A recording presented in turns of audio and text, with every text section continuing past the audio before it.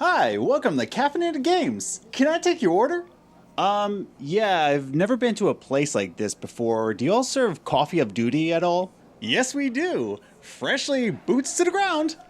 Alright, I'll just take that Black Ops, no cream. Sounds good. Can I interest you in a shot of Yoku's Island Espresso to make it a red-eye redemption? No thanks, just straight Black Ops coffee of duty with no cream, nothing special, thank you. Okay, suit yourself. Can I take a name for the order? Yep, it's Adam. Okie dokie, I'll let you know when your order is up. Have you ever walked into a coffee shop after exclusively living on Keurig coffee and were just overwhelmed by the different options of coffee and tea drinks? You're just like, how am I supposed to order any of this? Or are you a coffee snob who visits a friend, out in California or Montana or whatever, and the first thing they say is like, do you want some coffee? And they offer you Keurig? Get out of here, Jared, with your Keurig. Basically, what I'm saying is that Call of Duty is the Keurig of video games. Now, this video isn't going to be ripping on Call of Duty or any of that.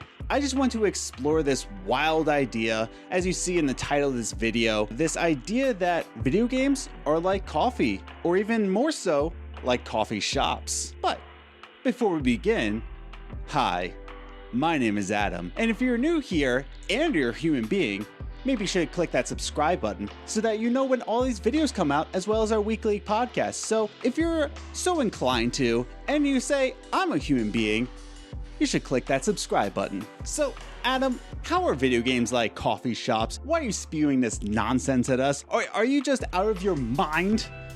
A little bit. Just a little bit. But I want you to sit down, bub, while I take you through this video of how video games are like coffee and also coffee shops. Now, I understand coffee is kind of like this weird platform to talk about, especially when you're comparing it to video games, but I kind of want to argue that coffee people and gamers alike have very similar tastes in terms of the community, actually. Most notably in the coffee community, especially, you have your filthy casuals that do your drip feed coffees, and then you also have the elitists in those communities that say, my tastes define a generation, those kind of people, the elitists, and that kind of is familiar with gamers alike, where you've got your filthy casuals, and then you've got your PC elitists. You've got both of those in each community. And like both communities, both coffee and video games, if you look at the casual market of coffee and video games, if you're looking from the outside in, you think that's where the line ends. You know, you only got your Call of Duties, your GTAs, your Mortal Kombats, whatever you want to say. Candy Crush. You know, Candy Crush is a lot like coffee. It's both addicting and it turns your teeth yellow. But you know, you have your filthy casual. I hate saying filthy casuals, it's just a meme now. But your casual players, both in the coffee world, you know, as aforementioned, Call of Duty is a lot like the Keurig, where everybody wants to have it. Everybody's got a Keurig. Everybody's playing the Call of Duty, and it just takes up way too much space here on your coffee station, your PlayStation, whatever. And everyone and their mother and everybody in the office space is consuming it. Then you got your drip feed Grand Theft Auto, where you can just put whatever you want in that coffee filter. You can put whatever amount of water you want. You can put tea in that bad boy. You can set a timer on that, watch it soar. It seems moddable because you can put whatever in this, but in the end, that's all you're really getting is kind of like this drip feed sort of standard, but it seems like a big deal. But in the end, you just get not so fresh coffee in the morning. I don't know where I went with that. I just, modding and Grand Theft Auto and... Alright, or maybe you got a taste like Starbucks sports games, where you think you're getting a really good cup of coffee that's well established, but you're really getting ripped off for the prices. You never really get a good game because they ask you to pay more and more. You never get a good cup of coffee and they charge you more and more. Yeah, I should add that I get NBA 2K every single year, so I'm a sucker as well, so don't feel so bad about that. But here's the thing, both in the coffee community and the video game community, just because you consume your product this way, does this mean that you don't love coffee? Does this mean you aren't a lover of video games? You're not a fellow gamer? Absolutely not. I'm not trying to say that if you consume coffee with a Keurig, or if you only play Call of Duty every year, that's the only game you play, then you're not a real coffee snob, or you're not a real game. That's not what I'm trying to say. What I am trying to say is that there's more to explore in both video games and coffee. And I think we kind of see both coffee and video games just end of the line. You got your Call of Duty, your Keurig, you've got your Drip Feed, your Grand Theft Auto, but there's so much more to explore both in the coffee world and the video game world. And that's how video games and coffee kind of go together, with this casual market and the elitist market. But I don't think the best way to introduce somebody to both video games and coffee is to look down upon them, but just to have them understand there's way more to explore in that. And that's where we come into coffee shops. Have you ever been to a local coffee shop? And no, I'm not talking about Dunkin' or Starbucks. I'm talking like Ebenezer's Coffee in DC or Cedarhurst Cafe in New Haven. The environment and products have this sort of new vibe that Starbucks can't really replicate. And both Starbucks, well-established companies, and EA, they try to replicate this, but they really can't. Once you get into an independent market, the environment and the products in these local coffee shops, you can't really describe them. They're a different vibe, and Starbucks really can't replicate this vibe. It's this sort of raw, locally owned, and very well-loved sort of establishment, and it can't really replicate that. Now, imagine with me that game development studios are like these coffee shops, both having their own little products and doing their own little leaf ideas on their lattes. I mean, look at this. How do you do that? I don't know how you do that. I'm not talented like that.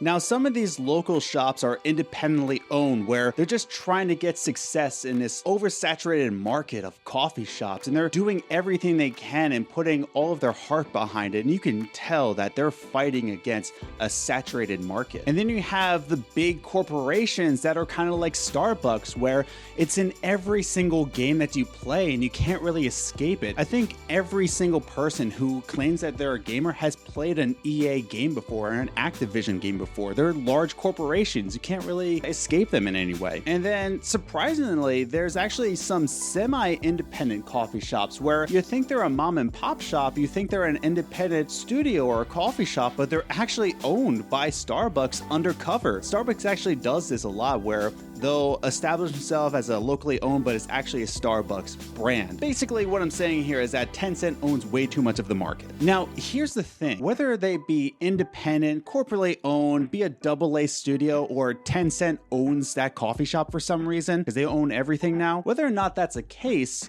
each of these development studios have some products that are worth testing and exploring and seeing if you like them or not.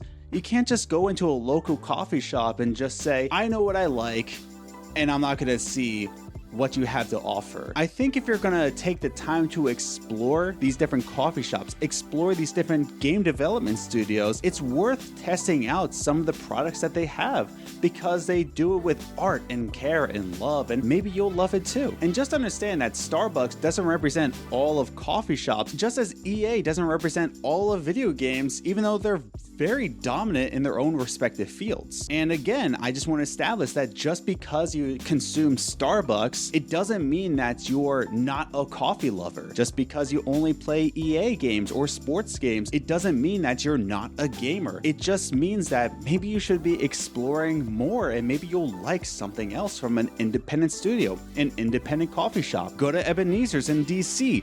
It's delicious. There's so many different roasts that they offer and so many different concoctions. And so far, I'm only talking about how video games are like coffee shops, but I'm only talking about video game development studios. But it doesn't just end there.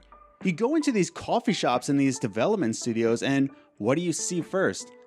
The expansive menu.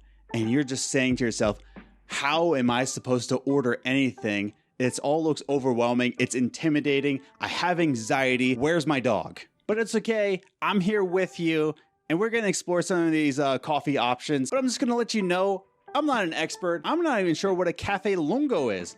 I'm not even sure if I'm saying that right. Video games have a wide variety that don't just stop at gun violence or Skyrim, and there's a massive selection out there like coffee and tea drinks that, while can be intimidating at first, can be the best decision you've ever made. And sure, you can totally go into a local coffee shop and, go the safe route and get something familiar like just a normal coffee or just a latte, but what's the fun in that?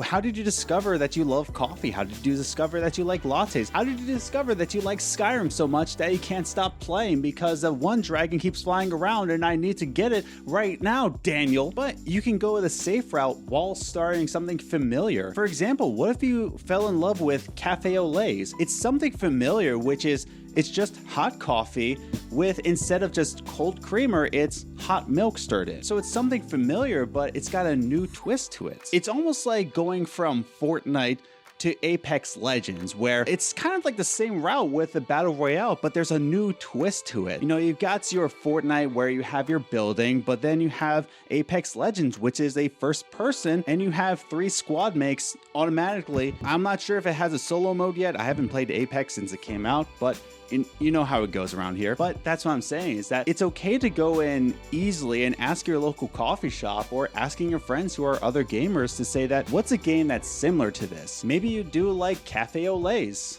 Maybe you should give it a try. I personally don't like them, but that's okay. Or even if you're a person that's always liked lattes, and that's fine, but maybe give a cappuccino a try. Both of these drinks, both lattes and cappuccinos, feature espresso, foamed milk, and steamed milk. They all have the same ingredients, but a cappuccino really focuses on that espresso taste, whereas a latte focuses more on that milk taste. It's kind of looking at the differences between Overwatch and Siege, where if you look on paper, both have the same ingredients. It's an online multiplayer shooter with a hero base, but they both have different focuses. And just like the latte and the cappuccino have the same ingredients, they're definitely not the same drink. In the same way that if you're a Siege player, like your boy, maybe you can go into Overwatch and just say, oh, it's similar in that way. It's a first-person shooter with hero bases, but it's got a different focus to it. This has more of a milk taste to it. Overwatch does. Siege has the espresso, or it does Overwatch because it's more fast-paced than Siege. I need a coffee real quick. But just because a game shares the same ingredients doesn't mean it has the same focus at all. And I haven't even touched on tea drinks yet, like the relaxing flavors of a London fog. Earl Grey tea with steamed milk with a touch of vanilla. It's these relaxing and soothing flavors that kind of feel like a game like Abzu or Journey, where the whole point of the game is just to relax and take in the environment and maybe run away from a shark or two. It's fine, but a London fog can be that relaxing taste, and maybe you should give that a go next time you're in a coffee shop. Or better yet, a combination of both a coffee drink and a tea drink. One of my favorite drinks actually is a Spiced Filthy Chai with almond milk, which is a chai tea with steamed almond milk with 2 shots of espresso. This mix of caffeine is almost like playing Breath of the Wild, where there's this mix of genres going on all at the same time. You've got your nice, relaxing tea flavors, much like exploring the land of Hyrule and just taking in the scenery. But then you got the 2 shots of espresso because you're trying to get that combat in and take down a divine beast.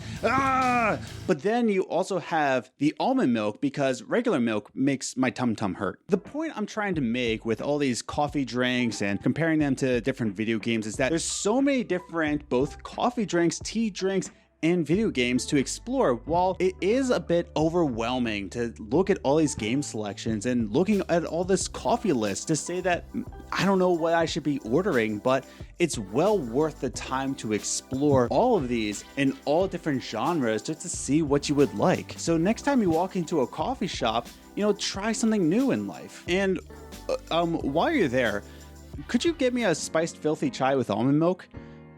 I'll Venmo you. So what's the point of this whole video? Am I trying to say that it's always wrong to go to Starbucks for coffee or to ever go to an EA published game? Well, yes, but actually no.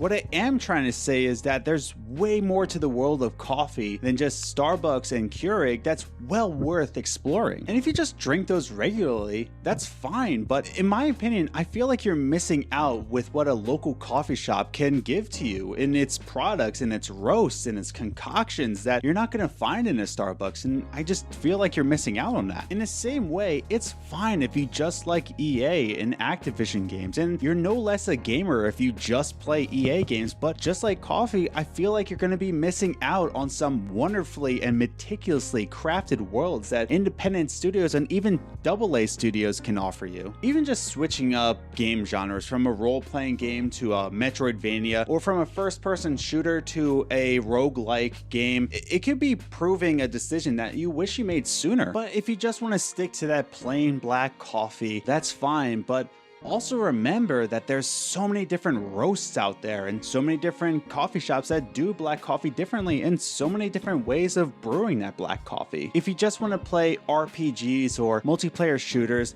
that's fine, but there's just so many different games that explore that genre. Go and explore your local coffee shops of video games and take time to really smell the roasts. What's up, human beings? Thanks for watching this video. We hope that it's better than the first video, which if you haven't seen yet, definitely go check that out, where I explore the problem with Christian video games. And I'm doing better in keeping my arms in the blue screen. I'm doing it anyway now, just to make you all mad. But again, we thank you again for watching this video. If you haven't yet, click that subscribe button. It definitely helps us out a lot. It tells us that you really enjoy these videos. And if you did enjoy this video, definitely hit that like button and share it with a friend so that more people can know about the Games and Groceries channel. So with all that said, I'm rambling on enough. I love you so much. Thanks for watching this far. You're a trooper, and I'll see you in the next video.